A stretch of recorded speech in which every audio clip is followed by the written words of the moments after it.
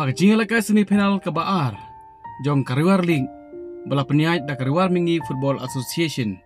Hapadeng ke Motion Sport Club Persya ya ke Peninsula United. Hapadeng ke jingal ka baitenan na bro atlet tim. Ke Motion Sport Club kalayo ban pelimno ya ke Peninsula United da Shigo Lanon.